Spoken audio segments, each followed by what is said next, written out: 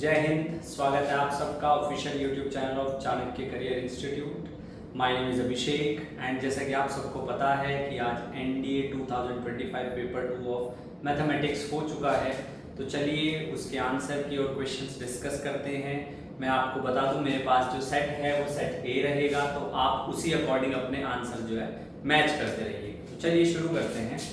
हमारे पास जो question number 1 है that is from sequence and series. Sequence और सीरीज से क्वेश्चन नंबर 1 आया है और इसका जो सही आंसर है वो आपके पास रहेगा सेकंड ओनली। ठीक है जी, वो आपके पास रहेगा सेकंड ओनली, क्योंकि जो फर्स्ट है पी क्यू एंड आर वो एपी में नहीं है। ठीक है, सेकंड लेकिन सही। क्वेश्चन नंबर 2 जो है वो सेट थ्योरी से आया गया है और इसमें भी आपके पास सही आंसर रहेगा ऑप्शन ए, केवल फर्स्ट सही है। Question number 3, y is equals to x factorial and z is equals to 2x factorial z upon y। तो जब आप z upon y करोगे जो कि आपके पास आया है 120 z यानी कि 2x factorial और ये x factorial is equal to 120। तो अगर मैं थोड़ा सा इसको ध्यान से देखता हूं और मैं x को 3 रखता हूं तो ऊपर आपके पास आएगा 6 फैक्टोरियल, नीचे आएगा 3 फैक्टोरियल, जो कि क्या हो जाएगा 720 अपॉन 6। क्या आंसर आएगा 120, जो कि हमें क्वेश्चन के अंदर गिवन हुई है। तो आपके पास x की वैल्यू आई है 3 फैक्टोरियल और जब x की वैल्यू 3 फैक्टोरियल आई है आपसे पूछा गया 3x, तो 9 फैक्टोरियल, 9 फैक्टोरियल आपके पास आ जाएगा ये 3,62,880। Let's move to question number 4। Question number 4 आपको कहता है let n be a natural number or the number of consecutive zeros at the end of expansion of n factorial is exactly 2। How many values of n are possible? n की कितनी value possible हैं? इसका आपके पास answer आएगा 5। ये Legendre's फॉर्मूले से होगा आपके पास। ठीक है जी, लेजेंडर फॉर्मूले से इसको हम करेंगे जो कि आपके पास होगा n upon 5 raise to the power k। ठीक है, क्वेश्चन नंबर 5 अगेन सीक्वेंस और सीरीज से। इसमें आपको एपी के अंदर मैंने क्लास में भी बहुत बार बताया है, प्रॉपर्टी भी लिखवाई है कि एपी में अगर आप कांस्टेंट टर्म जोड़ते हो तो वो एपी ही रहेगी। तो अगर 10 plus log x 10 plus log y 10 plus log z किस में है? एपी में है। तो log x log y log z किस में होंगे? एपी में होंगे। और x y z किस में होंगे? जीपी में होंगे। तो दोनों स्टेटमेंट सही है, इसके ये भी सही है ये भी सही है, तो सी ऑप्शन। नेक्स्ट हमारे पास बात आती है क्वेश्चन नंबर 6। कितनी टर्म सीरीज में किसके इक्वल होंगी? इस सम के इक्वल होंगी। इसका आपके पास सही आंसर आ जाएगा डी। ये आपके पास ऑड नंबर है। ऑड नंबर अगर आप सीरीज बनाते हो तो ये आएगा। जब आप सम निकालोगे तो n का सम आएगा n into n plus 1 upon 2 plus n। 2 से 2 कैंसिल हो जाएगा, n स्क्वायर प्लस 2n, ये सम आ जाएगा। तो इसका आपके पास आएगा 6 का डी। चलिए let's move to question number 7। AP में दो एपी आपको गिवन है, पहली में कॉमन डिफरेंस 2 है, दूसरी में 3 है, तो उनका कॉमन में कितना हो जाएगा? 6 हो जाएगा। तो अब मुझे कॉमन एपी निकालनी है इन दोनों एपी से, तो उसका आपके पास उसमें 37 टर्म्स आएंगी। इस वाली एपी की जो लास्ट टर्म होगी वो 237 होगी, इसकी जो होगी वो 241 होगी। तो ऑब्वियस है 237 तक ही कॉमन एपी के बारे में हम लोग सोच सकते हैं। Next, this is nothing but cube root of unity. Alpha आपके पास किसके इक्वल है? ओमेगा के। जब आप इसको सिंपलीफाई करोगे तो ऑप्शन नंबर सी। ठीक है जी, चलिए question number 9। What is the reminder when 5 raise to the power 99 is divided by 13? इसका आंसर आएगा 8। क्या आंसर आएगा? 8 आ जाएगा इसका answer. What is the value of the determinant of the inverse of the matrix? अगर आपको इनवर्स का determinant निकालना है तो 1 अपॉन a का डिटरमिनेंट आप निकाल दीजिए। क्या आंसर आएगा? 1/2। Question number 11। In a class of 45 students, 35 like to play cricket, 26 like to play football. 34 ने क्रिकेट खेलना है, 26 ने फुटबॉल खेलनी है और टोटल 45 है। तो कितना आ जाएगा 34 minus x plus 26 minus x equal to 45। यहां से आपके पास कितना आ जाएगा प्लस एक्स भी आएगा, कॉमन भी तो रहेगा 15 आंसर। वेन डायग्राम से आप लोग कर सकते हैं, ये क्रिकेट ये फुटबॉल, ये आपके पास आ गया 34 माइनस एक्स, ये आपके पास आ गया 26 माइनस एक्स, ये आ गया एक्स। टोटल कितने हैं 45। तो अभी तक आप देख सकते हो 11 क्वेश्चन हमने किए। कितने इजी क्वेश्चन थे, 2 या 3 को छोड़ करके जो आपको मुश्किल लग सकते हैं। ठीक है, नेक्स्ट है the system of equation a1 upon a2 b1 upon b2 not equal to c1 upon c2 inconsistent है। क्वेश्चन नंबर 13, इसको अगर आप सॉल्व करोगे तो 2 आएगा, इसको सॉल्व करोगे तो -2 आएगा। तो m माइनस n की वैल्यू मुझे चाहिए, तो वैल्यू आएगी 2। ठीक है, m माइनस n की वैल्यू आएगी 2। 14 पर आ जाइए, कहता है क्रैमर्स रूल का इस्तेमाल करना है। जब क्रैमर रूल का यूज करेंगे तो उसको इस्तेमाल करके फाइनल आंसर आएगा कितना -3। ठीक है, नेक्स्ट क्वेश्चन नंबर 15 में क्या कहता है, 15 में कह रहा है 3 स्टेटमेंट दिए, A B inverse is A inverse B inverse जी नहीं, ये होगी बी इनवर्स ए इनवर्स, पहला गलत है। दूसरा ए बी का whole inverse is equal to I, no ये भी गलत है। और A B transpose is A transpose B transpose जी नहीं, बी ट्रांसपोज ए ट्रांसपोज, तो तीनों गलत हैं। इसका आंसर आएगा नन ऑफ द अबव। उसके बाद बात करते हैं 16, ये डिटरमिनेंट का बहुत सिंपल सा सवाल है। इस सवाल के अंदर अगर आप इन दो को इंटरचेंज करेंगे, और उसके बाद ये यहां पर आएगी, मतलब इंटरचेंज करने के बाद माइनस आ जाएगा, ये आएगा ए बी सी, ये आ जाएगा पी क्यू आर, ये आ जाएगा एल एम और एन। और उसके बाद आप फिर से इसको इंटरचेंज करोगे, इसको और इसको, तो ये माइनस जो है ये डिसॉल्व हो जाएगा और ये बन जाएगा P Q R A B C L M और एन। सिर्फ एक प्रॉपर्टी थी, option number C. Question number 17 के अंदर क्यूब रूट ऑफ यूनिटी के विद रिस्पेक्ट आपसे क्वेश्चन किया गया है। कहता है क्यूब रूट ऑफ यूनिटी है ये, x ये है, y ये है, z ये। जब आप सिंपलीफाई करोगे आंसर आएगा 6ab। Question number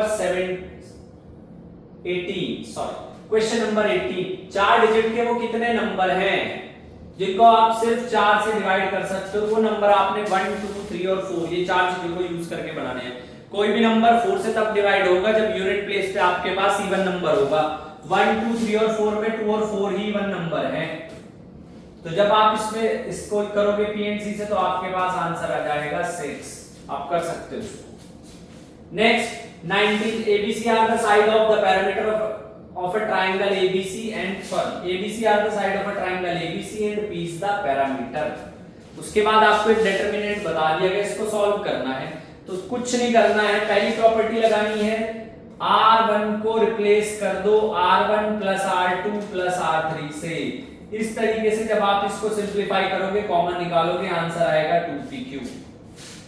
question number 20, ये देखिए कितना आसान सवाल है, ये बिना पेन उठाए हो जाएगा, जैसे कि मैं क्लास में बताता हूं। ग्रेटेस्ट कोफिशिएंट बताना है एक्सपेंशन में, सबको पता था कोफिशिएंट ऑफ 50, क्योंकि अगर पावर 100 है तो नंबर ऑफ टर्म्स कितने होंगे 101, और 0 से लेके 101 के बीच में जो सबसे ग्रेटेस्ट मिडिल टर्म पड़ेगी वो पावर 50 पड़ेगी। ठीक है, चलो 21, ये अब दो क्वेश्चन दिए गए, x square log a square x 1/2 plus log this 1/2 a square power 4 a square not equals to 1, ये ग्रेटर देन 0 है, और beta square equal to this, तो बीटा की वैल्यू, ये सारे सॉल्व करने पड़ेंगे क्वेश्चन आपको। ठीक है जी, ये क्वेश्चन आपको सॉल्व करने पड़ेंगे और इनका मैं आपको आंसर बता देता हूं। इसका आ जाएगा b, इसका आ जाएगा c। Alpha is -2 beta and beta is log 0.5 a square. 23 पे आ जाइए। 23 कहता है p is submission n j 1 से है log 10 to raised to the power j, q है j from 1 to n log 10 base 5 raised to the power j। p plus q 66 है, कौन सा करेक्ट है?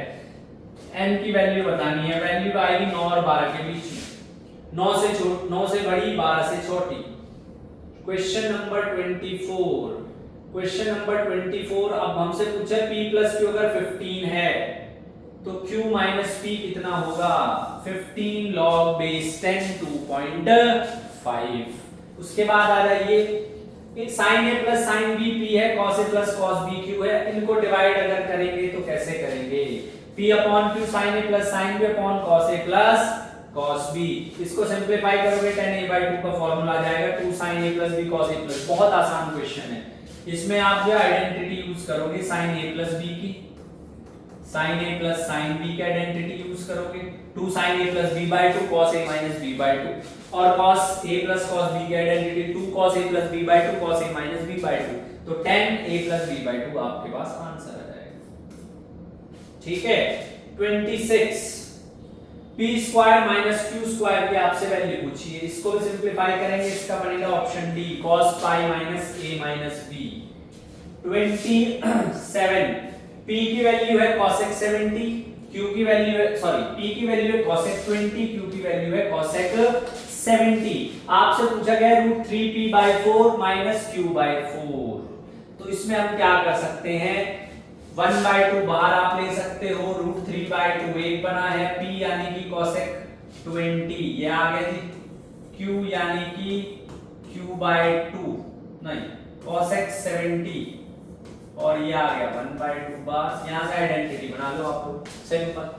ठीक है, 1 आएगा इसका आंसर। उसके बाद p square plus q square p square q square, इसका भी आंसर बनाएगा। ट्रिग्नोमेट्री बहुत ही बढ़िया आई हुई थी, बहुत सिंपल थी। अगर आप इसको सॉल्व करेंगे, बिना सॉल्व के आपको थोड़ा मुश्किल लग सकता है, लेकिन जब आप इसको सॉल्व करेंगे तो बहुत इजी है। ठीक है। नेक्स्ट देखिए 29 cos 2x plus 3y की वैल्यू 1/2 है, 3x plus 2y की वैल्यू √3/2 है। ठीक है, और हमसे क्या पूछा गया? x plus y की कितनी वैल्यू हो जाएंगी? तो x plus y की ऑब्वियसली कितनी वैल्यू आएंगी? 4 वैल्यू आएंगी, x y x y। ठीक है, तो इसका हमारे पास क्या आएगा सही आंसर? 4। 29 का 4। आंसर की आप बनाते रहिए, लिखते रहिए और मैच करते रहिए। मैं फिर से बता देता हूं, सेट ए, मैं सेट ए को सॉल्व कर रहा हूं। y माइनस एक्स की कितनी वैल्यू आएगी? y माइनस एक्स की 2 वैल्यू आएगी, क्योंकि जो 2 वैल्यू है वो उस रेंज में नहीं होंगी जो हमें क्वेश्चन में गिवन। ठीक है, a bx square plus b cx plus c is equal to cx square plus a bx plus bc। If the root of the equation are equal, then which of the following? सबसे पहले इसको quadratic equation की form में लिखेंगे, उसके बाद sum of root, product of root निकालेंगे, उसके हेल्प से रूट चेक कर लेंगे। रूट हमें बराबर दिए हुए हैं। ठीक है, सम ऑफ रूट कितना आएगा? -b upon a, product of root कितना आएगा? c upon a। इसका आंसर आएगा ये, HP में आएगा। ठीक है। 32 root of the equation are equal then abc। अब ये देखो ना, अगर रूट बराबर है तो abc किसमें है? जिसने ये क्वेश्चन कर लिया वो ये किससे करने में कितना मुश्किल लगेगा? जब वहां पर साफ साफ कंडीशन लिखी हुई है HP की, तो ये किसमें हो गया आपके पास? HP के अंदर हो गया है, तो इसका आ जाएगा आपके पास ये। उसके बाद क्वेश्चन नंबर 33 कहता है 6 10 4 up to m terms is equal to 1 3 5 7 up to n terms. m 25 से छोटा है और m भी 25 से छोटा है। m और n के बीच में रिलेशन निकालनी है, कुछ नहीं करना है, सम का फार्मूला पुट कर दो, लगा दो, दोनों तरफ इक्वल रख दो, फार्मूला आ जाएगा। उसमें क्या करना है? m की पॉसिबल वैल्यू कितनी है? 2 वैल्यू आएंगी। ठीक है। उसके बाद नेक्स्ट 8 पॉइंट है प्लेन के अंदर, जिसमें से 4 कोलिनियर हैं। 4 पॉइंट मेरे पास क्या है? कोलिनियर है। कितने ट्रायंगल बनेंगे? अब जो 4 पॉइंट कोलिनियर है उनको भी कंसीडर करना पड़ेगा, तो अरेंजमेंट का क्वेश्चन है, पीएनसी की हेल्प से करेंगे, तो इसका आपके पास सही आंसर क्या आ जाएगा? 52। इसका सही आंसर क्या आ जाएगा? 52। चलिए लेट्स मूव टू 36। कितने क्वाड्रिलेटरल बनेंगे? क्वाड्रिलेटरल हमारे पास बनेंगे 69। क्वाड्रिलेटरल हमारे पास बनेंगे 69। उसके बाद let fx is ax square plus bx plus c be a quadratic polynomial such that f of 1 and f of 4 is equal to 2, और 2 रूट भी है किसका? fx equal to 0। तो दूसरा रूट क्या है? इक्वेशन दे रखी है, f of 1 f of 4 दे रखा है, आराम से सॉल्व कर लो। ये बिल्कुल सिंपल सा हल्का क्वेश्चन था, 3 आएगा इसका। ठीक है, a plus b plus c की वैल्यू ये देखिए, कितने आसान क्वेश्चन है। अभी तक जितने भी क्वेश्चन थे उसमें कुछ ऐसा पहाड़ नहीं हमने सॉल्व किया। Question number 39, what is the value of the determinant of a4। अरे भाई a का डिटरमिनेंट निकाल लो, a4 का अपने आप निकल जाएगा, 1 आएगा answer. Adjacent of a inverse कितना, a आएगा। ठीक है, what is the sum of the binary number, इनको ऐड करना था विद यूजिंग कैरी मेथड, तो इसका भी कितना आ जाएगा a। सेट x के अंदर 3n एलिमेंट्स हैं और सेट y के अंदर 2n एलिमेंट्स हैं, तो उनके अंदर n एलिमेंट्स कॉमन है, तो कितने एलिमेंट हो गए x y और y x के। सेट थ्योरी का क्वेश्चन है 2n2, इसका सीधा सीधा आंसर। कोई भी आप दो सेट ले सकते हो, उसमें कुछ भी एलिमेंट आप रख सकते हो।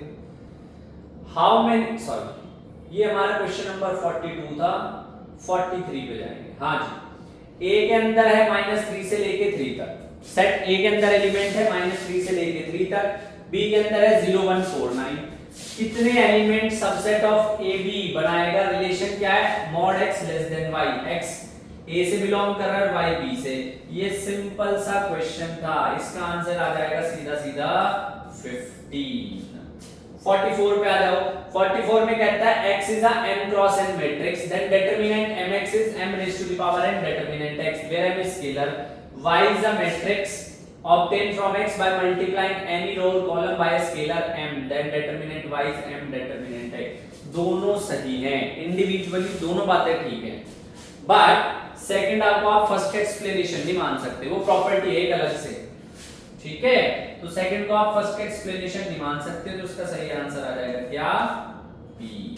क्वेश्चन नंबर 45 में आपको मैट्रिक्स दे दिया, इनवर्स m का एग्जिस्ट करेगा या नहीं, और m नॉन सिंगुलर है। जो नॉन सिंगुलर है उसका मैट्रिक्स एग्जिस्ट करता है, जो नॉन सिंगुलर है उसका मैट्रिक्स एग्जिस्ट करता है, सिंगुलर का नहीं करता। चलो जी देखो, अब इसको अगर आप सिंपलीफाई करोगे, सॉल्व करोगे, तो इसका इनवर्स एग्जिस्ट करेगा, तो क्या आएगा आपके पास सही आंसर, सही आंसर आपके पास आएगा C. C is the correct answer. Inverse trigonometry का इतना ही सिंपल सा क्वेश्चन, इसको साइन में चेंज कर लो, चाहे साइन में कितना आएगा, साइन इनवर्स में आएगा 1/9, और ये आएगा साइन इनवर्स 4/√41। उसके बाद sine inverse x plus sine inverse y का फॉर्मूला लगा लो, साइन इनवर्स x √1 - y², बीच में प्लस है, y √1 - x²। सिंपल, यहां से आप इसको बहुत इजीली कर पाओगे, आंसर आएगा π/4। ठीक है जी, चलिए लेट्स मूव टू 47 की तरफ बढ़ते हैं। How many values of theta, theta lie कर रहा है -π से π के बीच में, थीटा लाई कर रहा है -π से π के बीच में, satisfying both equation cot theta -√3 cosec -√2। केवल एक ही वैल्यू ऐसी आएगी जो इस इक्वेशन को सेटिस्फाई करेगी। x प्लस 1/x है 2 cos theta, x³ plus 1/x³ कितना है वो निकालना है, तो 2 cos 3 थीटा आंसर आएगा, सॉल्व कर सकते हो। अगर आप x² प्लस 1/x² की वैल्यू निकालोगे तो कितनी आ जाएगी आपके पास, ये आपके पास आ जाएगी 2 cos theta -2, sorry 4 cos square theta -2। यहां से मैं 2 कॉमन ले सकता हूं, कितना आ गया 2 cos स्क्वायर थीटा -1, कितना आ गया 2 cos 2 थीटा, क्यूब कर दो तो आंसर आएगा 2 cos 3 थीटा। चलिए 49, if x lies between 0 and π/2, तो नंबर ऑफ वैल्यू बतानी है x की जो इस इक्वेशन को सेटिस्फाई कर सके। 0 और π/2 के बीच में tan x plus secant x is 2 cosecant x, तो कितनी वैल्यू आएगी, एक ही आएगी, एक ही वैल्यू आ जाएगी। 50, question number 50, what is the value of tan 1/2 secant inverse 2√3। तो क्या मैं इसको ये नहीं लिख सकता, tan ऑफ, ये क्वेश्चन मैंने क्लास में भी कराया है, बस कराया ऐसे था, cos इनवर्स √3/2, बिल्कुल डिट्टो, और क्लास में भी और यहां पर भी आंसर ऑफ कोर्स सेम ही आना है, 2 - √3। मैं बताता रहूंगा, मैंने बहुत सारे क्वेश्चन ऐसे जो क्लास में डिस्कस कराए डायरेक्ट आए हैं। A plane P is parallel to the line having direction ratio given है और intersection है plane का given। आपको रेशियो बतानी है किसकी? Which of the following are the direction ratio of the line of intersection of given plane? दोनों plane के इंटरसेक्शन की रेशियो। ठीक है, तो ये आएगा 2 - 23 - 16। प्लेन की इक्वेशन, दोनों प्लेन के इंटरसेक्शन निकालोगे तो वो परपेंडिकुलर नॉर्मल आ जाएगा, क्रॉस प्रोडक्ट, और ये पॉइंट है। आसान बिल्कुल। नेक्स्ट 53, ये स्फीयर से सवाल आ रखे हैं। स्फीयर में आपको जो है 3 पॉइंट गिवन है, तो 3 इक्वेशन बनेंगी, 3 ही वेरिएबल, x2 y2 z2। समझ रहे हो? तो इसका रेडियस निकालनी आएगी √2/3 और on which one of the following plane does the center of the S lie? Centre निकाल लेंगे क्योंकि इस क्वेश्चन से इक्वेशन आ जाएगी। उस सेंटर को 1 बाय 1 पुट करके देख लेंगे, वो पहली इक्वेशन को सेटिस्फाई करेगा। तो 54 का क्या आ जाएगा? A आ जाएगा। नेक्स्ट देखो 55, हमें पॉइंट्स गिवन है 3 A B और C और वो वर्टिसेस है पैरेललोग्राम की। चौथी वर्टिसेस कैसे आएगी? क्लास में मैंने चीख कर बताया है क्या, अगर आपको पैरेललोग्राम की 3 वर्टिसेस गिवन हैं, इसका और इसका मिड पॉइंट तो सेम ही आएगा, तो निकाल लो मिड पॉइंट। जिससे सेम आएगा पहले इन दोनों का निकाल लो, A और C का निकाल लो, फिर B और इनमें से जिसका भी चेक कर लो, जिसके बराबर आ गया वो सही आंसर है। आपके पास सही आंसर आएगा ये। ठीक है जी, आपके पास सही आंसर क्या आ जाएगा? ये आ जाएगा। चलिए next, if angle BCD is theta, what is cos square theta? ये भी निकाल लेंगे। जब आपको चौथा जो है वर्टिसेस पता लग जाएगा, ये भी आ जाएगा, इसका बनेगा this। For different value of m, the equation 4y is equals to mx minus m plus 2 represent। 3 equation बताई थी, सॉरी 3 तरह की लाइन बताई थी, कौन सी? पैरेलल, परपेंडिकुलर और कॉन्करेंट। ठीक है जी, ये उसकी condition. Next 58, the equation of locus of a point equidistant from this and this is this, what is the value of k? Class में कराया है, बस इक्वेशन की तरह नहीं बताया था। इक्विडिस्टेंट है, कोई भी एक पॉइंट ले लो, उससे इक्वेशन पुट करके देखो। इसका आपके पास सही आंसर कितना आ जाएगा? डी ऑप्शन, इसके सही आंसर आएगा डी। नेक्स्ट कहता है पैराबोला की इक्वेशन x² + 3y, मतलब कि मेरे पास जो पैराबोला है वो ये है, x² - 4ay वाला, x² - 4ay वाला। पहला कहता है axis of parabola is this, उसके बाद कहता है लेटस रेक्टम इज दिस, और कह रहा है इक्वेशन जो है पैराबोला की ऊपर की तरफ है। अगर आप y² = 4ax करते हो, अगर आप y² = 4ax करते हो तो y की 2 वैल्यू आएंगी, कितनी? +-2 √ax। एक वैल्यू इधर आएगी, एक वैल्यू इधर आएगी विद रिस्पेक्ट टू y। तो ये है ऊपर की तरफ, तो एक ये गलत है। उसके बाद axis of parabola is x = 0, तो पैराबोला तो ये आ रहा है, एक्सिस क्या है? x = 0, जी नहीं। तीसरी बात ठीक है, तो केवल एक ही स्टेटमेंट, एक ही स्टेटमेंट ठीक है। 60, what is the sum of the intercept of the line? Line के इंटरसेप्ट का सम बताना है, तो पहले तो जो है इंटरसेप्ट फॉर्म निकाल लेंगे और वहां से इसको सिंपलीफाई कर देंगे। 2 वेरिएबल में इक्वेशन गिवन है, 2 आएगा यहां से क्वेश्चन को सॉल्यूशन भी करेंगे इसके discuss. Which one of the following is the perpendicular form of straight line? इनमें से कौन सी फॉर्म परपेंडिकुलर फॉर्म है स्ट्रेट लाइन की? उसके बारे में हम लोगों ने जो है बात करनी। ठीक है, तो इसमें जो हमारा सही आंसर आएगा वो आएगा ऑप्शन नंबर सी ऑप्शन आएगा इसमें हमारे पास। 62 में देखिए कहता है बी और डी जो है वर्टिसेस किसके? एक स्क्वायर के, वो हमें गिवन है, तो हमें एरिया निकालना है। अब इस क्वेश्चन में कोई क्या ही बताया आप लोगों को, इतना आसान सवाल है। क्लास में कितनी बार मैंने बताया जब 2D ज्योमेट्री आपको कराता था, आपको 2 वर्टिसेस गिवन है, अगर ये स्क्वायर है, एक वर्टिसेस आपको दे दी ये बी, कितनी? 2,3, एक आपको दे दी डी, कितनी? 4,1। आपसे एरिया पूछ लिया है, आपसे क्या पूछ लिया है? आपसे एरिया पूछ लिया है।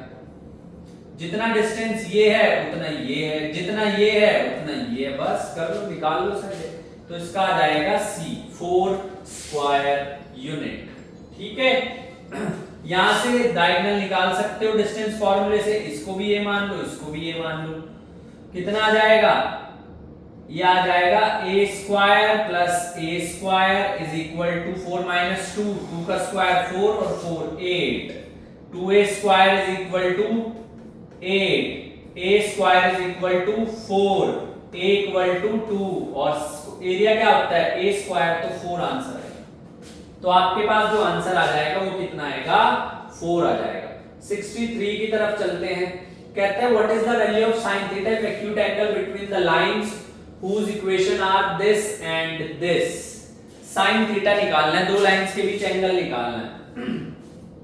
हमें जो है दो लाइंस के बीच एंगल निकालना है, तो हम आराम से निकाल सकते हैं सिंपलीफाई करके 3D ज्योमेट्री की हेल्प से। ये आ जाएगा आपके पास, ठीक है, 2D की हेल्प से। सॉरी।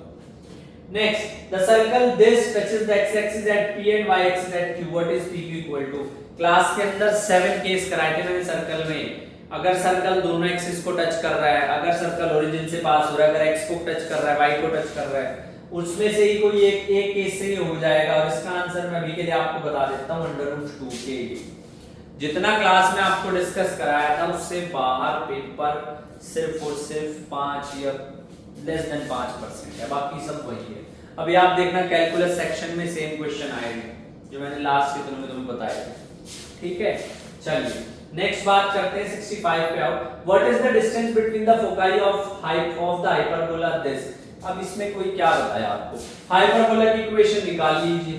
क्या इक्वेशन आएगी आपके पास, सबसे पहले हाइपरबोला की इक्वेशन होती है x square upon a square minus y square upon b square is equal to 1। यहां से a स्क्वायर 1 है, b स्क्वायर 1/4 है, यानी कि a आ गया 1, b आ गया 1/2। अब आपको फोकाई के बीच निकालना है, क्या वो है, क्या होती है फोकाई, ए ई प्लस माइनस ए। पहले इसेंट्रिसिटी निकाल लो। इसेंट्रिसिटी निकालने में कितनी आ जाएगी, √1 plus B square upon A square. Eccentricity आ गई है, इसेंट्रिसिटी आने के बाद sorry A square upon B square minus √5, eccentricity आने के बाद ए ई निकाल, तो सही आंसर आपके पास आएगा √5। ठीक है, सही आंसर आपके पास आएगा √5। 66 P है a vector minus b vector, Q है a vector plus b vector, mod a mod b दोनों 2 हैं, a डॉट b भी 2 है, तो what is the value of p cross q। अब इस क्वेश्चन के अंदर हमें उसने कहा है a डॉट b 2 है, a डॉट b 2 है। a डॉट b क्या होता है, mod a mod b cos theta, mod a mod b दोनों 2 है, तो आ गया 4 cos थीटा इज 2, थीटा की वैल्यू यहां से आ जाएगी π/3। 60 डिग्री का एंगल है और t के बीच में, ठीक है। तो p क्रॉस q चाहिए आपको, p cross q a minus b और a प्लस b निकाल लो। a प्लस b क्या होगा, a का स्क्वायर प्लस b का square plus 2ab cos theta, ठीक है। कितना आ जाएगा 4 और 4 8, 2 into 2 into 2 8 और 8, चलो वैसे कर देते हैं 4 plus 2 into 2 into 2 multiply 1/2 cancel 12, ये आ गया 2√3, ये आ गया 2√3। दूसरी तरफ दूसरा कितना आ जाएगा, 2 आ जाएगा, तो p भी पता चल गया और q भी पता चल गया। p क्रॉस q निकालना है, तो 2√3 into 2 4√3, ठीक है, 4√3। 67 how many vectors of the following can be a vector perpendicular to both this and this। इससे आसान क्वेश्चन और क्या होगा, इनमें से कौन सा ऐसा वेक्टर है जो इनके परपेंडिकुलर है। भाई दोनों का क्रॉस प्रोडक्ट ले लेंगे, कुछ नहीं करना है, सिर्फ क्रॉस प्रोडक्ट ले लेंगे। तो जब क्रॉस प्रोडक्ट लेंगे तो आपको अपने आप आंसर मिल जाएगा। फिलहाल के लिए मैं बता देता हूं, ये आएगा, ठीक है। ध्यान से अगर तुम देखोगे 4/8 2 5/10 2 3/6 2, ये दोनों पैरेलल हैं, तो अगर ये परपेंडिकुलर हुआ ये भी परपेंडिकुलर हुआ, इसको देख लो, सिर्फ इसमें ही तो चेंज आया है, तीनों ही हमारे पास परपेंडिकुलर हैं। 68 पे आते हैं। What is the area of the parallelogram whose side are represented by this। Parallelogram का एरिया निकालना है। पैरेललोग्राम का एरिया निकालते हैं, कैसे निकालते हैं, a cross b cross product, simple आपके पास ये है। 69 पे आ जाइए। The position vector of the vertices a b c and d of quadrilateral this angle between the diagonals. दो वेक्टर हैं, आपको पोजीशन वेक्टर गिवन है, डायगोनल्स निकाल लीजिए, cos थीटा डॉट प्रोडक्ट उनके बीच एंगल निकाल लो, एंगल कितना आ जाएगा 90 डिग्री आएगा। 70 ये लो, सिंपल सा, इससे आसान क्वेश्चन क्या होगा, force F is 2I minus lambda j plus 5 के आपको अप्लाई कर रखी है, मोमेंट ऑफ फोर्स को निकालते हैं R क्रॉस F, फिर से क्रॉस प्रोडक्ट पे 4 क्वेश्चन आ चुके हैं, देख लीजिए आप लोग कितना इंपॉर्टेंट है। तो इसका कितना आ जाएगा -2।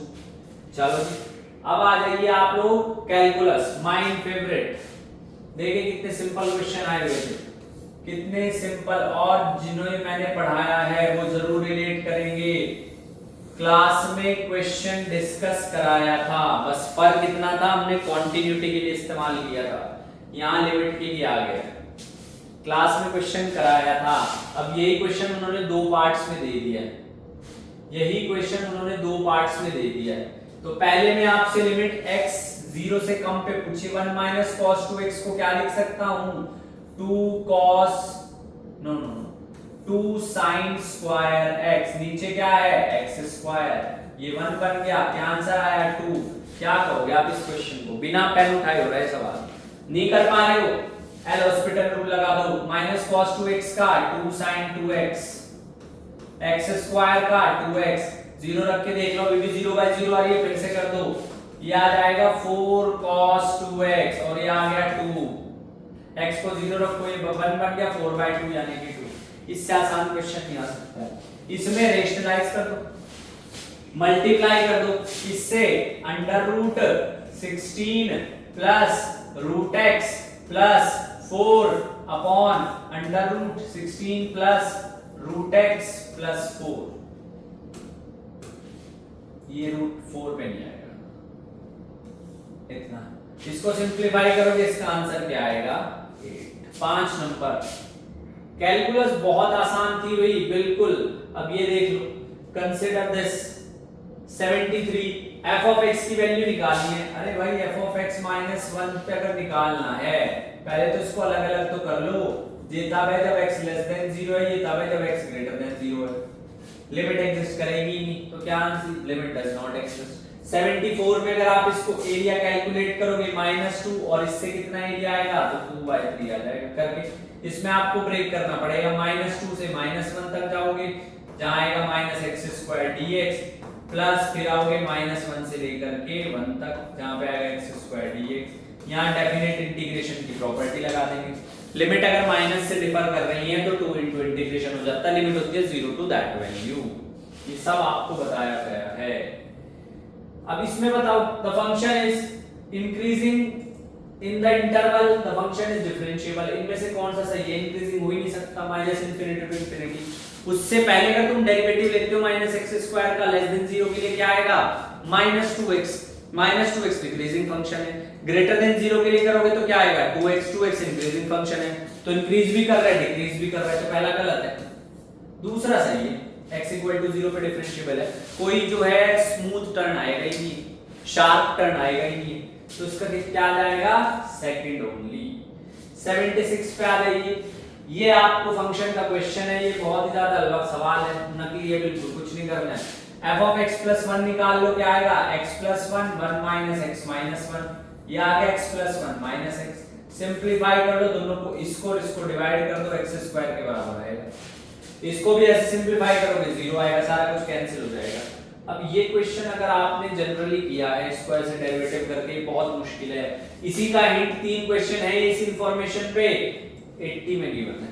x को क्या मान लो sin थीटा मान लो, जब आप x को sin थीटा मानते हो और डेरिवेटिव करते हो, तो जब आप x को sin थीटा मानते हो, आपके पास बचता है थीटा और sin थीटा और cos यानी कि tan theta plus log cos theta, तो जब आप डेरिवेटिव करोगे आएगा theta sec² theta plus tan theta और log cos का डेरिवेटिव करोगे माइनस tan थीटा, ये आ गया कैंसिल, क्या वैल्यू है y की थीटा sec² थीटा, ये dy/d थीटा आया है, मुझे चाहिए dy/dx, यहां पे गलती मत कर बैठना, 1/2 पुट करने बैठ जाओ और फिर समझ ही नहीं आएगी क्या होगा, और तुमने x को sin थीटा रखा है, पहले मैं तुम्हें बता देता हूं, जब तुमने x को sin थीटा रखा और x अगर 1/2 है तो थीटा कितना आएगा π/6। तो तुम यहाँ पर अगर π/6 रखने जाते हो तो ऑप्शन मैच नहीं करेंगे, पाई की फॉर्म में आंसर आ तो जाएगा। अगर मैं लिखता हूँ ये आया π/6 और secant 30 कितना उत्तर है, secant 30 cos 30 का रेसिप्रोकल 2/√3, 2/√3 का स्क्वायर करोगे तो 4/3 आएगा। ये आपके पास आना चाहिए था 2π/9, ऑप्शन ही है, ये गलत है। और जब ये गलत है ना तो इसमें फिर इसका सही करना कैसे है, कुछ नहीं करना है। अगर तुम्हें क्लास में याद हो मैंने तुम्हें पैरामीट्रिक में बताया था हमें x का भी करना पड़ेगा।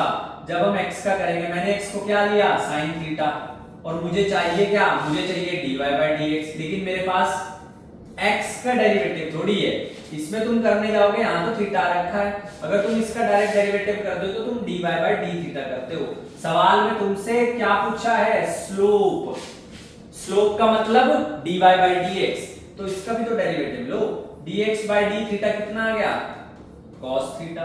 और जब आप dy/dx निकालते हो तो आप लिखोगे theta secant square upon cos theta, और भाई ये आ गया थीटा secant क्यूब थीटा। भाई मैंने इससे आसान कैलकुलस नहीं देखी, π/6 पुट कर दो आंसर आ जाएगा इतना बिल्कुल। डबल डेरिवेटिव पूछ लिया है, डबल डेरिवेटिव अगर तुम निकालने जाओगे कोई दिक्कत नहीं है, वो भी निकल जाएगा। जब तुम इसको सिंपलीफाई करोगे x = 0 पे, तो चलो थोड़े से बात कर लेते हैं। सिंगल डेरिवेटिव क्या आया, dy/dx क्या आया, theta secant cube theta.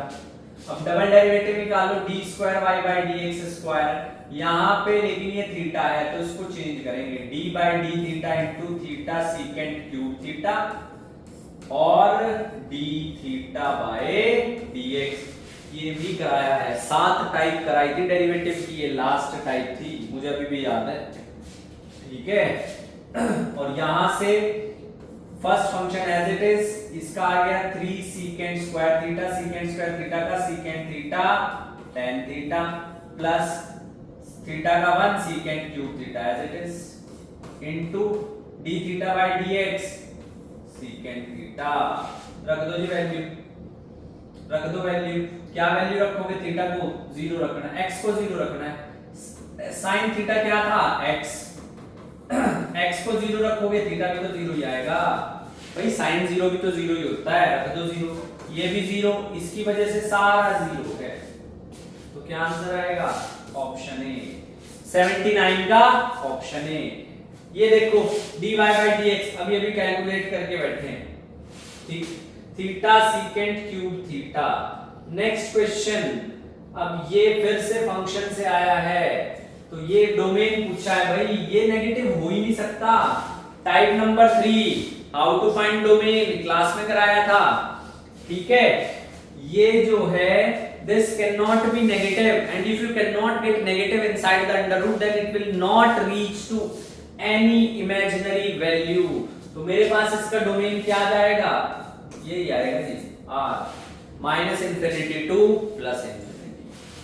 Next बात करते हैं अब क्वेश्चन नंबर 82 मिनिमम। अरे भाई मिनिमम और मैक्सिमम निकालना है, डेरिवेटिव करके सिंपलीफाई कर लो, मैं बता देता हूं, ना तो मिनिमम होगा ना तो मैक्सिमम होगा, कर सकते हैं आप। उसके बाद 83 पे आ जाओ। 83 पे आपसे कहा है कि फंक्शन कॉन्टिन्यूअस है, मतलब समझते हो इसका, ये वैल्यू और ये वैल्यू सेम है, ये वैल्यू और ये वैल्यू सेम है, फंक्शन क्या है, कॉन्टिन्यूअस है। जब फंक्शन कॉन्टिन्यूअस है तो आपको वैल्यू निकालनी है और वैल्यू आ जाएगी k की 1/2, k की वैल्यू क्या आ जाएगी 1/2। अगर आप x को 0 रखते हो ये कितना आ गया 4, x को 0 रखते हो कितना आ गया 8, 8k = 4, k की वैल्यू क्या आई है 1/2, ठीक है। डेरिवेटिव देख लो, डेरिवेटिव क्या करना है, -1 पे f' -1 तो लेस देन 0 रहेगा, तो मेरे से इसकी बात हो रही है, इसका करूंगा डेरिवेटिव। कभी सोचो सर दो फंक्शन दे रखे कैसे करेंगे, ना ना ना, a की गिवन है 4, 5x का डेरिवेटिव 5x log 5, रख दो x को 0, नहीं -1 सॉरी -1 रख दो, ये आएगा 4/5 log 5। है ऑप्शन, क्यों नहीं है, बिल्कुल है, ऑप्शन सी। ऑप्शन सी आपके पास सही जवाब आ गया। चलो आगे बढ़ो। क्वेश्चन नंबर, ये भाई इससे नकली सवाल नहीं हो सकता। ये क्या है ये देखना जरा। मैंने आखिरी कुछ दिनों में जिन्होंने मुझसे इंटीग्रेशन पढ़ा है मैंने, और ये एनसीईआरटी की भी प्रॉपर्टी है, इसमें मैं ही क्या सारे टीचर पढ़ाते हैं, fx minus f dash x अगर तुम्हारे पास है, ठीक है, तो इसका आंसर आएगा ex f of x plus c। अगर मुझे u plus v चाहिए, मुझे u plus v चाहिए, तो मुझे इसको ऐसे लिखना पड़ेगा e की power x cos x plus sin x dx, ऐसे मुझे इसको लिखना पड़ेगा। अब तुम देखो ना sin x का डेरिवेटिव क्या है, cos x, सिंपल। तो क्या आ जाएगा इसका answer ex sin x। ex sin x का मतलब क्या है, dv by dx, इसका डेरिवेटिव ले लो। अगले सवाल में पूछा है dv by dx minus v और dv by dx minus v, बिल्कुल नहीं, बिल्कुल भी नहीं है। 87 पे आ जाओ। अब ये क्वेश्चन फिर से देखिए, इंटरवल का खेल है सारा। फंक्शन को 0 से 5 के बीच में डिफाइन है, dy by dx निकालना है 3.45 पे, 3 से ज्यादा 4 से कम। जब 3 से ज्यादा ये पॉजिटिव रहेगा, x माइनस 3 प्लस का निकलेगा, लेकिन ये माइनस का निकल जाएगा, कितना x माइनस 4, x से x कैंसिल हो जाएगा, क्या बचा, ठीक है। चलो नेक्स्ट आगे बात करते हैं, 88 पे चलते हैं। अब फंक्शन डिफरेंशिएबल और फंक्शन डिफरेंशिएबल, अगर तुम ग्राफ बनाते हो, ये भाई ग्राफ की नॉलेज बहुत जरूरी है। फंक्शन के अंदर मैंने फंक्शन जब टाइप कराया था उसमें मॉड्यूलस फंक्शन में ग्राफ बताया था, 3 का तो आएगा ये और 4 का आएगा ये, w वाला ग्राफ बनेगा। अब डिफरेंशिएबल फंक्शन तब होगा जब शार्प टर्म नहीं है, 3 पे भी है 4 पे भी, तो किस बात का, नीदर 1 नीदर 2, ठीक है, नीदर 1 नॉट। 89 10 की ऐसे क्वेश्चन में थोड़ा सा हमें ध्यान से करने की जरूरत है। पूरी क्वेश्चन को 10 की पावर माइनस 6 से डिवाइड कर दो, ये आ गया 10 2x माइनस 1, ये आ गया 10 2x प्लस 1।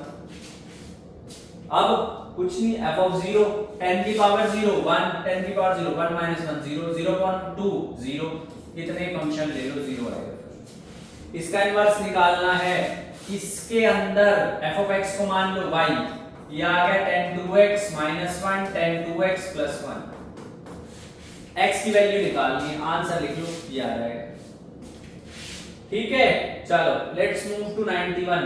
ये इस क्वेश्चन के अंदर अगर आपने पेन उठाया है तो प्रॉब्लम है, क्यों, डिग्री पूछी है सर, डिग्री इंटीग्रल नहीं हो, इंटीग्रल होनी चाहिए, फ्रैक्शन में नहीं होगी। स्क्वायर कर दो दोनों तरफ, जब आप स्क्वायर करोगे ये आएगा 3 आएगा 5, जो हाईएस्ट ऑर्डर होता है डिफरेंशियल कोएफिशिएंट उसकी पावर होती है डिग्री, क्या आंसर आएगा 3। ये आपके पास फ्रैक्शनल पार्ट फंक्शन है, फंक्शन का टाइप नंबर आई गेस 12 या 13, ये भी मैंने क्लास में कराया हुआ है। ये फ्रैक्शनल पार्ट फंक्शन है ये। तो जब आप जिफ निकालोगे ना किस किस के बीच, n से लेके n+1 के बीच, तो जिफ हमेशा छोटी वैल्यू उठाएगा n। तो यहाँ ये जो है तुम्हारे पास ये कुछ ऐसा आ जाएगा x माइनस n dx, कहां से कहां तक, n से लेके n+1 तक। कर लो इसको सिंपलीफाई, 1/2 x का जाएगा x²/2, n का कितना आ जाएगा, ये आ जाएगा x²/2 माइनस nx। लिमिट रखनी पड़ेगी, अब कैलकुलेशन में थोड़ा सा लंबा जाएगा, मैं आंसर बता देता हूँ 1/2। उसके बाद डिफरेंशियल इक्वेशन y x(2x), इसी को डेरिवेटिव ले लो, यही बन जाएगा। इसका डेरिवेटिव लोगे ये नहीं बनेगा, तो पहला सही है, पहला बिल्कुल सही है। अभी तक आपको क्लियर हो गया होगा कि कैसा रहा एग्जाम, ठीक है, और आप एग्जाम का लेवल देख सकते हो। ये भी सिंपल है, इसको भी सिंपलीफाई करना है, क्या करूंगा, x प्लस वाई को भी मान लूंगा, बस इतना सी तो काम करना है मुझे, और कुछ ज्यादा मेहनत नहीं करनी। इस x प्लस वाई को भी मान लूंगा, डेरिवेटिव करूंगा 1 plus dy by dx is equal to dv by dx, simple सी बात है। सिंपलीफाई करोगे तो b बनेगा इसका। उसके बाद 95 अगेन जैसा पीछे किया था, इसको 10 की पावर माइनस x से डिवाइड कर दो, ऊपर आएगा 10 की पावर x, नीचे आएगा 10 की पावर x का स्क्वायर प्लस 1 dx, इसको t मान लो, 10 की पावर x को, प्लस 1 को नहीं 10 की पावर x को t मानोगे, ऊपर वाला कैंसिल हो जाएगा, ये आएगा t² प्लस 1, कितना आ जाएगा tan inverse t plus c। tan inverse t क्या है? tan की पावर x। ए ऑप्शन कहता है एक वायर है जिसकी लेंथ 20 सेंटीमीटर है, रेक्टेंगल बना दिया तो पैरामीटर तो सेम ही रहेगा, तो 2 into l plus b कितना आ गया? 20 आ गया, यानी कि l plus b कितना आ गया? 10 आ गया, यानी कि l कितना आ गया? 10 minus b आ गया, यानी कि एरिया कितना आ गया? l into b आ गया। 10 minus b into b, area कितना आ गया? 10b minus b square.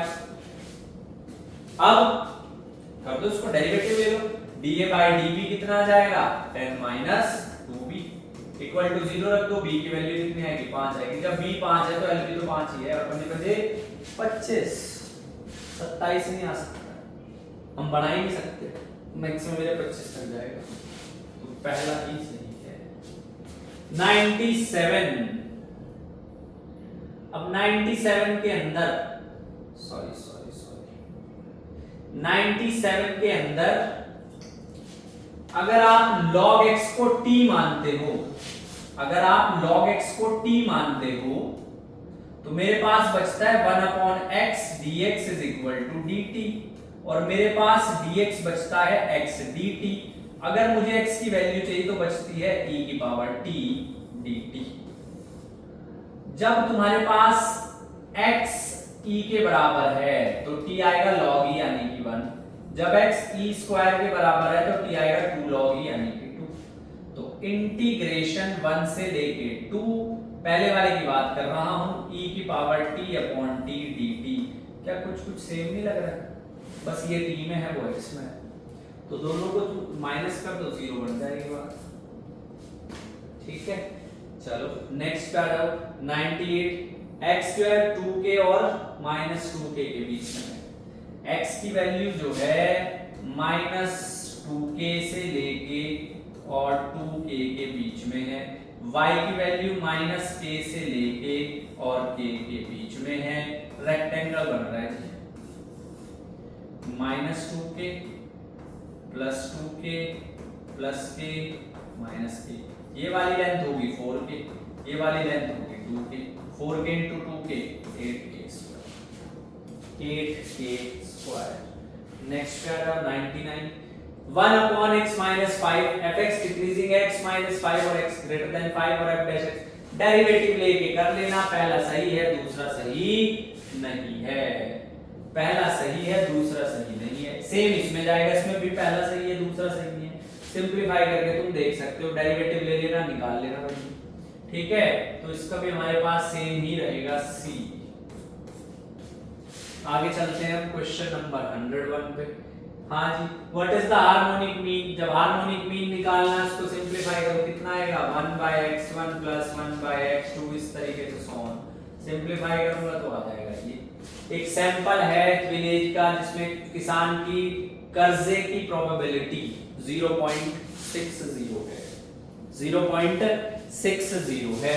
अब वो कह रहा है कि 3 किसान हमने रैंडमली सिलेक्टेड किए, जब तीनों किए हैं तो इंडिपेंडेंट है भाई, अगर एक पे कर्जा है तो इससे दूसरे पे कोई इंपैक्ट नहीं पड़ेगा, दूसरे पे अगर कर्ज जितना है तो नहीं करना पड़ेगा, प्रोबेबिलिटी को मल्टीप्लाई कर दो तो 216 आएगा 0.2।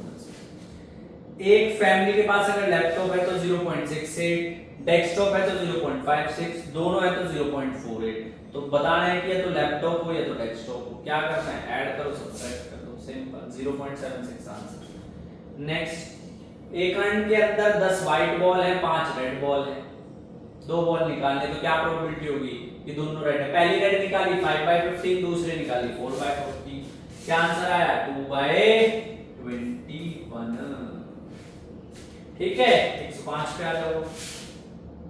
कहता है अब उसके पास कितनी 3 तरह की बॉल्स हैं, 3 तरह की बॉल्स है, व्हाइट, रेड और ब्लू। तो व्हाइट के लिए मैं क्या लिखूंगा? सबसे पहले 15 बॉल्स में से 3 चलिए, व्हाइट के लिए कितनी है? 5c1, रेड के लिए 6c1 और ब्लू के लिए 4c1। सॉल्व करोगे तो 24/9, वो ऊपर मैंने सॉल्व भी किया होगा। 106, the number of trials is infinite and not fixed, नहीं ये गलत है, द ट्रायल्स आर इंडिपेंडेंट बिल्कुल सही है, ईच ट्रायल बिल्कुल सही है, डी आएगा सेकंड और थर्ड।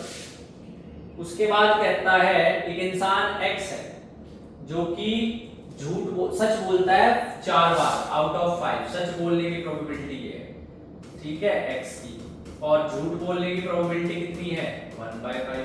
फिर y आता है, y की सच बोलने की प्रोबेबिलिटी कितनी है 5/6, y की झूठ बोलने की प्रोबेबिलिटी कितनी है 1/6। अब इसके बाद क्या, इसके बाद what is the probability that they contradict each other, तो या तो x सच बोलेगा और y झूठ बोलेगा, या भाई y सच बोलेगा और x झूठ बोलेगा, बस इन्हीं को करना है। ये आ गया 4/35, 9/30, 3/10, 107 का आएगा ये। 108 पे आ जाओ, कहता है फिजिक्स टेस्ट प्रोबेबिलिटी है कि स्टूडेंट फिजिक्स टेस्ट में पास हो जाए वह 2/3, और प्रोबेबिलिटी है कि वो दोनों फिजिक्स और इंग्लिश में पास हो जाए 11/15, और प्रोबेबिलिटी है कि वो किसी एक में ही पास हो तो 4/5। आपको A यूनियन B का फॉर्मूला अच्छे से पता है, P of A P of B minus P of A intersection B। मुझे ये पता है, मुझे ये पता है, मुझे ये पता है, क्या ये मैं निकाल नहीं सकता? निकाल लूंगा आराम से। 13/15 एक इवेंट हो रहा है और उसकी होने की प्रोबेबिलिटी अगर x करता है P है, y करता है Q है, और दोनों इंडिपेंडेंट है, तो इसमें पूछा है कि क्या रहेगा, एक की होने की प्रोबेबिलिटी और एटलीस्ट एक होने की, दोनों गलत है, आप निकाल सकते हो उसको भी, दोनों गलत है, निकाल सकते हो उसको भी। Three faces of a die are black, two faces are white and one face is red. The die is tossed 3 times. What is the probability that the color black, white and red appear in the first, second and third? तीनों को calculate कर लेंगे, 1/36 answer आएगा। Probability आसान थी भाई। उसके बाद कहते हैं कोइन को 4 बार टॉस के क्या प्रोबेबिलिटी है कि 2 हेड एक साथ ना आए, निकाल लेंगे 2 हेड एक साथ आने की प्रोबेबिलिटी निकाल लो, 7 माइनस कर दो 1/2। 4 बार एक साथ आ सकते हैं, 4 बार एक साथ नहीं आ सकते। 112 में पूछता है कि 3 डाइस को हमने थ्रो किया, क्या प्रोबेबिलिटी है कि हमें एक प्राइम नंबर मिले। प्राइम नंबर वो जो 1 से और खुद से डिवाइड होता हो, 1 2 5 7 13 17 19 इस तरीके, ठीक है। कंपोजिट नंबर जिसके एक से ज्यादा, 2 से ज्यादा फैक्टर हो, जैसे 4 है, 1 से भी होगा, 2 से भी होगा, 4 से भी होगा। 12 है, 1 से भी होगा, 2 से भी होगा, 3 से भी होगा, 6 से भी होगा, 4 से भी होगा। And one which is neither prime nor composite, एक ऐसा हो जो ना तो प्राइम हो ना तो कंपोजिट हो, उसकी भी 1/6 आएगी। एक इंटीजर हमने उठाया पहले 50 में से, क्या प्रोबेबिलिटी है ना तो वो 5 से डिवाइड हो ना तो वो 9 से। प्रोबेबिलिटी का क्वेश्चन है, 5 से और 9 से डिवाइड ना होने की प्रोबेबिलिटी निकाल लो, या 5 से और 9 से डिवाइड होने की प्रोबेबिलिटी निकाल लो, 1 में से सब्ट्रैक्ट कर दो। कौन से नंबर होंगे जो 5 और 9 से डिवाइड होंगे? कौन कौन से होंगे? 5, देखो ना तो 5 से होना चाहिए ना तो 9 से, इसका ऑपोजिट करोगे 5 और 9, 5 9 15 18 ऐसे चलते चले जाओ, ठीक है। चलो बहुत बढ़िया, इसका आएगा बी। नेक्स्ट हम बात करेंगे 114, 50 कॉन्सेक्यूटिव नेचुरल नंबर्स। हमने 2 इंटीजर उठाए, वो भी रैंडमली, क्या प्रोबेबिलिटी है उनका सम ऑड हो। अब सम ऑड किसका होगा? अगर मैं ऑड में ऑड ऐड करता हूं क्या ऑड आएगा? जी नहीं। अगर मैं ऑड में इवन ऐड करता हूं तो ऑड आएगा, या इवन में ऑड ऐड करता हूं तो ऑड आएगा। और हमने 2 नंबर उठाने हैं तो 25/49। चलिए 115, स्टैंडर्ड डेविएशन 100 ऑब्जर्वेशन का है 10, उसमें हमने 20 और ऐड कर दी हर ऑब्जर्वेशन पे। आप जो है ऑब्जर्वेशन में कितने भी ऐड कर लो, कांस्टेंट, स्टैंडर्ड डेविएशन नहीं चेंज होगा। ये बहुत ही ज्यादा सिंपल सा क्वेश्चन था, 10 ही रहेगा। उसके बाद बाइनोमियल एक्सपेंशन का क्वेश्चन है 0.2, इसका आंसर आएगा। ये यहाँ पर हमारे पास फाइनली स्टैटिस्टिक्स का सेकंड क्वेश्चन है, अरिथमेटिक मीन निकालना है, तो वो बहुत अच्छे से बताया गया आप लोगों को 25। नेक्स्ट आ जाइए 118, P ऑफ A पता है, P ऑफ B पता है, P of A by B पता है, P of B by A निकालना, इसका फॉर्मूला भी बताया हुआ है। ये आपके पास आ जाएगा 0.667, ठीक है। 119, if P of A is 1/3, P of B is 1/2 and P of A intersection B is 1/4, तो A बार यूनियन B बार निकालना है, ठीक है, इसका बिल्कुल सिंपल सा और सीधा सीधा फॉर्मूला प्रोबेबिलिटी में कराया गया है, ये आएगा आपके पास 11/12। And finally the last one again from statistics. इस बार स्टैट से क्वेश्चन कम आए, लेकिन पेपर जो है बहुत ज्यादा इजी टू मॉडरेट मैं कहूंगा। Mean and variance have same unit of measurement, mean deviation and standard deviation have same unit of measurement. कौन सा सही है? मीन और वेरिएंस की सेम यूनिट नहीं होती, स्टैंडर्ड डेविएशन और मीन की सेम यूनिट होती है। तो ये था हमारे पास question paper NDA 2025 paper 2। For me it's easy to moderate. अगर आपने जितना मैंने क्लास में कराया है, जिन्होंने मुझसे पढ़ा पहले उनके लिए बात करते हैं, तो पेपर निकलना चाहिए और 110% निकलना चाहिए। मैक्सिमम क्वेश्चन पेपर वही आया है, उसी कॉन्सेप्ट पे आया है, जो आपको बीच चैप्टर के बीच में मैं पॉइंट्स लिखवाता था उन्हीं से आया है। तो पेपर जो है होना चाहिए आराम से, आप 60 to 75 के बीच में क्वेश्चन होने चाहिए। 50 तक भी जा रहे हो बहुत अच्छी बात है। और अगर मैं इन जनरल बात करूं तो पेपर बहुत आसान था, पेपर का लेवल कोई मतलब इतना हम डिफिकल्ट नहीं मान सकते हैं। ठीक है जी, सो वीडियो को आखिर तक देखने के लिए धन्यवाद। जय हिंद।